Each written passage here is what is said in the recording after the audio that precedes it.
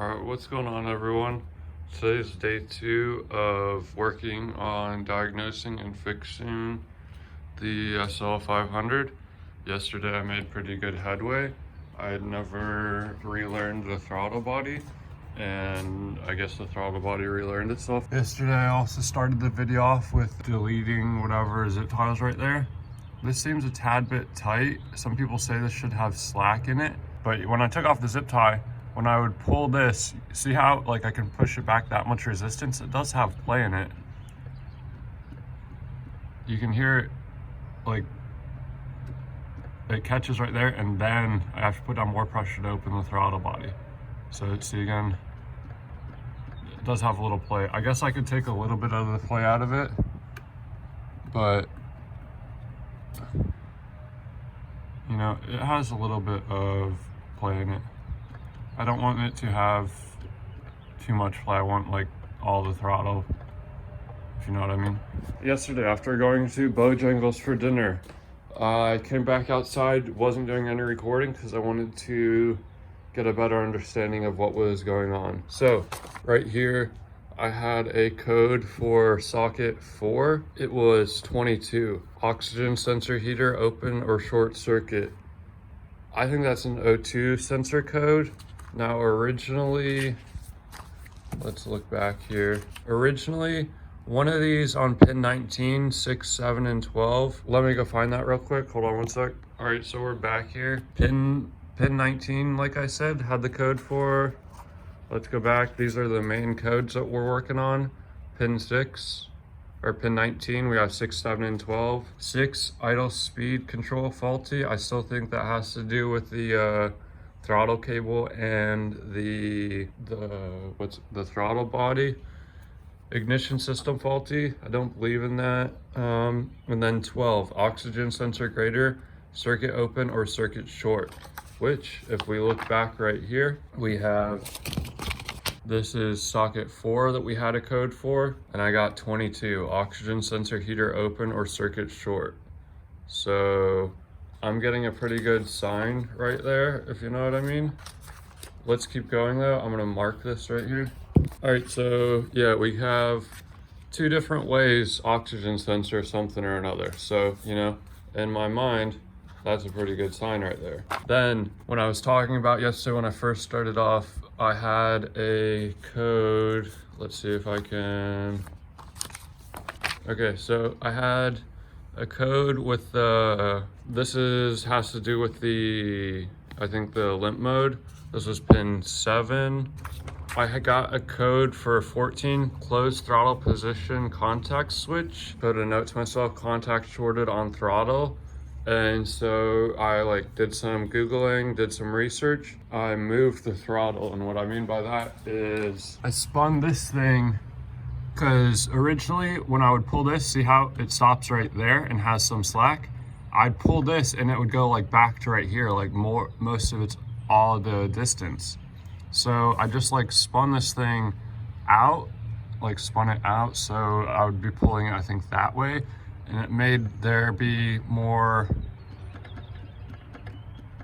I don't know, you know, like distance or less distance that the throttle would have to be pushed, because this is like pushing the throttle. So I did that and went for a drive, cleared the codes again, and then I think went for a drive again, and the code was gone. But so the reason why it popped up is because there was that zip tie right here yesterday. So if you didn't see the video, you should be watching that video before you see this, because none of this will be in order to you. I snipped this zip tie off and then never adjusted this, and then went for a drive. So when I came back and checked the codes again, the code was throwing that the throttle was goofy. And so yeah, I guess fixed the throttle a little bit. But so my main problem right now is I've put in like a couple gallons of gas, and by couple I mean like probably only a gallon of gas I've put in this thing that's fresh. So what I'm going to do today is I'm going to, before clearing any codes or anything, because I figure the oxygen sensor is having a hard time adding or taking back fuel if the gas that's in this thing is 4 to 5 years old and it's like partial water, because how can you add more fuel that's water to an engine to make it run better? The half ethanol or whatever gas, or however much ethanol that turned to water, is still in the tank. I'm not gonna pump the tank. All right, so this is starting the car with still mainly old gas. Haven't even put in the gas or seafoam. This is just starting the car in the morning. Gas just doesn't do it for this thing right now. It will run on it, but it's obviously not right. Sounds like a friggin' tractor. The workers next door probably think I'm disabled or something. Oh man, it sounds bad.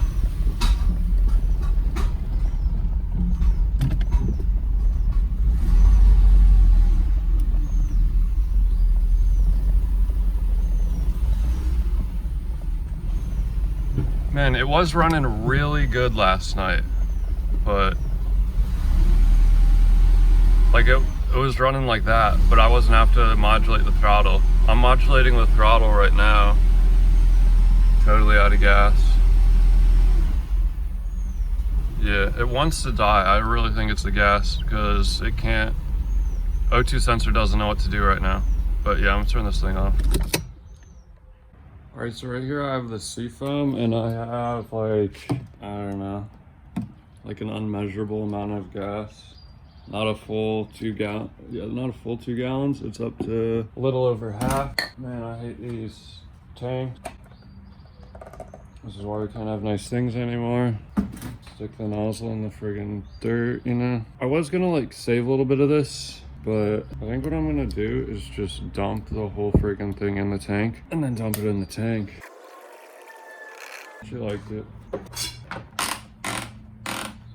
Now this car's, I like the feature a lot. You don't need to unlock the gas cap lid to open the tank. Like when you lock the car, lid's locked. When you unlock the car, lid's unlocked. You know, who'd have thunk that? Are you guys watching?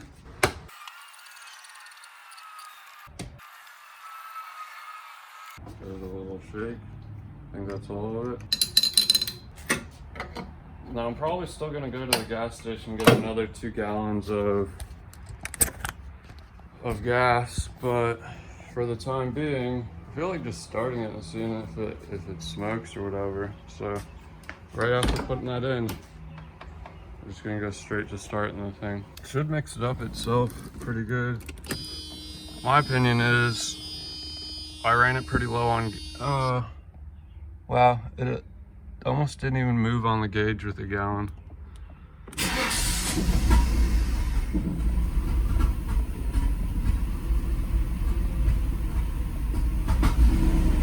I'm giving it a tiny bit of gas.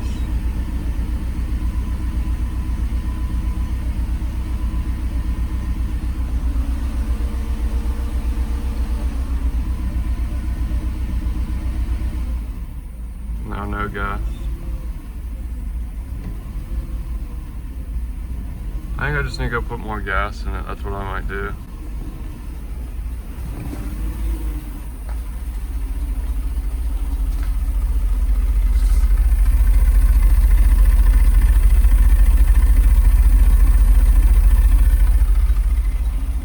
Sounds like a tractor. Frig's sake. Shaking the shit out of it. Sounds like a friggin' tractor.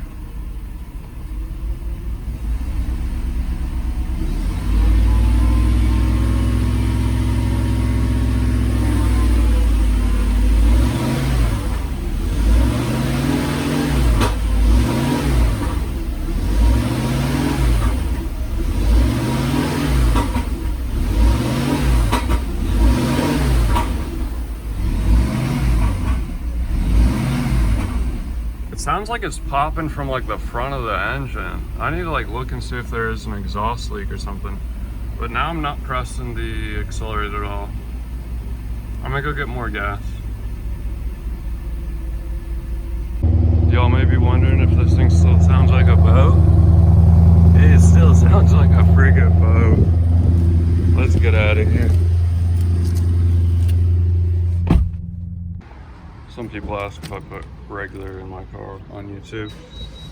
My question back to you is, what's your mom's phone number? All right, so I've returned with more gas, 2 gallons worth. Man, I had to refinance my friggin' dog to go even just get 5 gallons of gas. But yeah, another turn of events, it's like sprinkling out, and I don't want water to land on this paint, because then dust from the garage is gonna land on it and it's gonna contaminate the paint, and I want the paint to be good, so you know. All right, so I already touted this tank as being like the best tank, but the way this thing holds the gas cap lid, like it's not connected so it doesn't get strained or whatever, and then it's just like totally situated in there, like you're not dropping that thing. At least 2 gallons of gas. This might get it off empty, it may get it to a quarter tank, and that may be all it needs.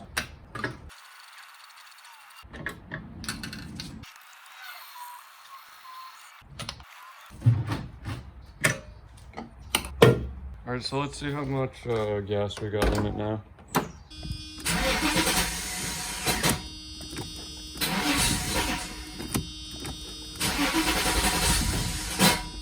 Fuck's sake.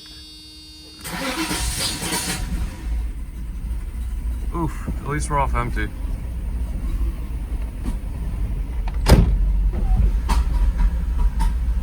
Ooh, it's feeling farty. See, now we got more gas in it, so it was adding more gas because the O2 sensor was freaking out, and now we have like more perfect gas, so the motor's now running. I think adding more gas because, again, like I said earlier, it was adding the old gas in, and that wasn't being able to be sensed by the O2 sensor to be able to be refined, so the mixture was perfect. So basically what I think needs to happen right now is I just need to run this gas through a bit. I need to warm the car up. Once the sprinkling stops, I'm going to take this for a jaunt around the block right here, around the neighborhood, and do another Italian tune-up on the thing. Then I'm going to reread the codes and delete them. Now, why is the oil light on? I don't know. You know, we got oil pressure. It probably needs a new oil filter. Probably needs an oil change. I'm gonna do that after I get the car running better. Like, why do an oil change right now when it's running like junk and probably pulling junk through the engine still? Oil looks clean.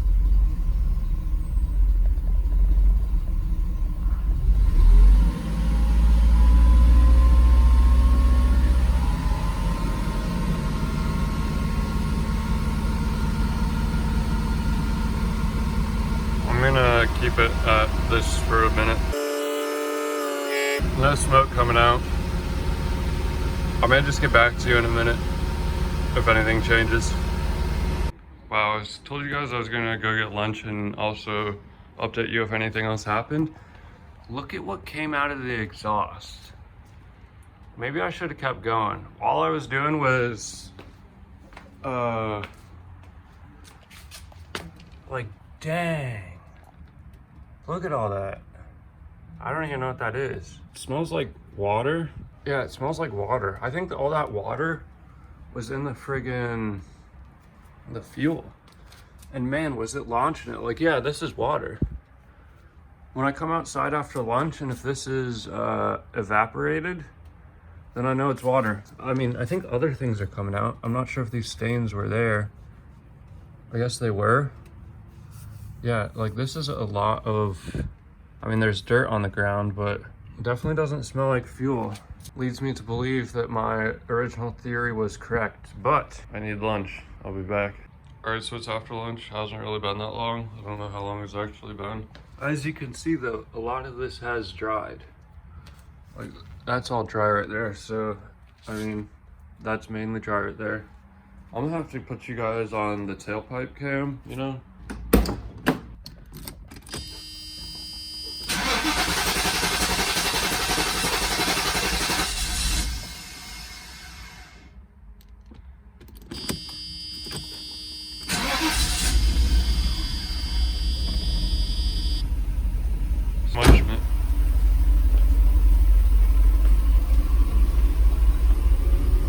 at this angle you can see the exhaust and the stuff coming out. I'm gonna probably hold it at like 1500, 2000 RPM, and you know, maybe mix in a couple Italian tune-ups in the thing. But the exhaust is smelling different. It used to smell like weird fuel, and now it smells, I don't know, sweeter. It's kind of different, but there you guys go, tailpipe cam activated.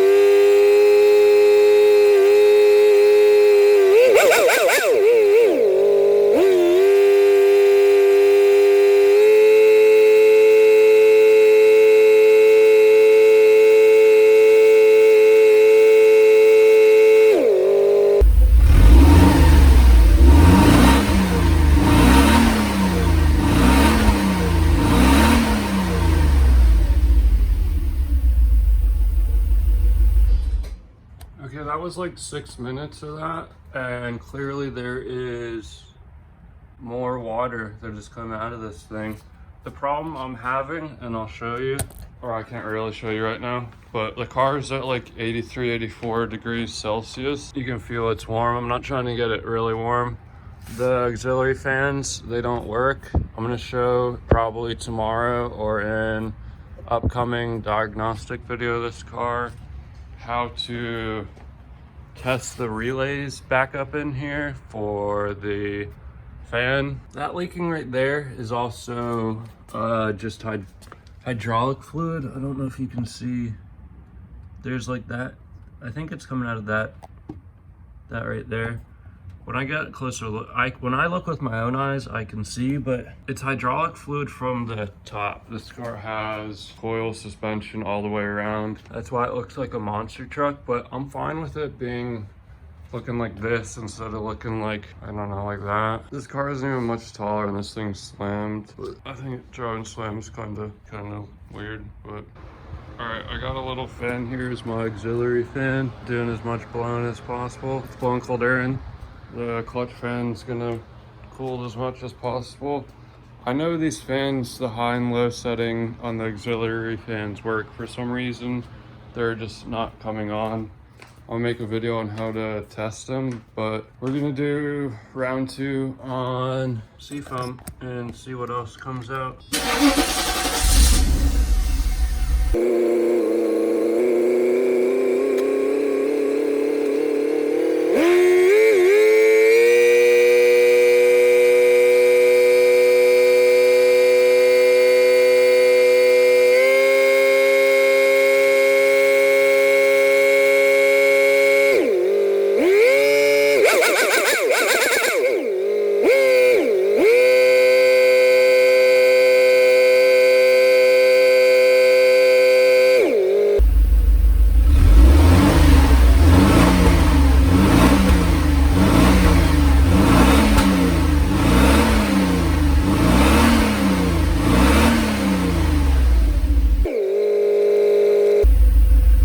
Coming out of the tailpipe right now. I guess most of whatever was in there is not in there anymore. It seems to be running actually pretty good. There's no popping or anything.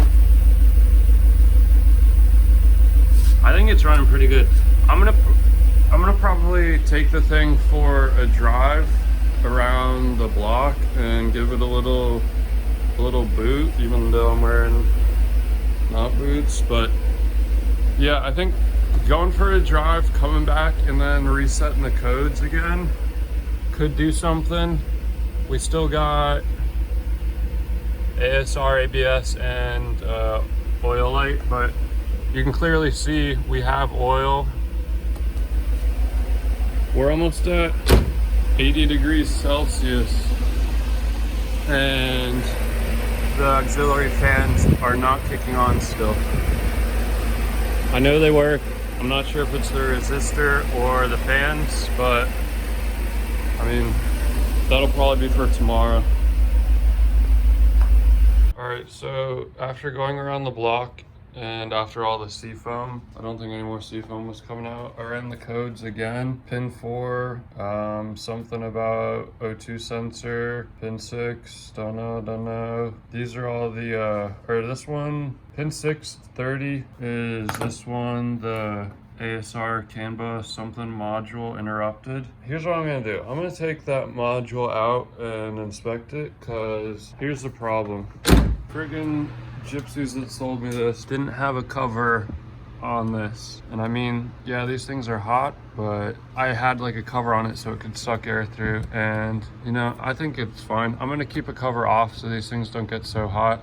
I'm gonna pop the ASR one out and take a canter at it. Be right back. I took the ASR module out.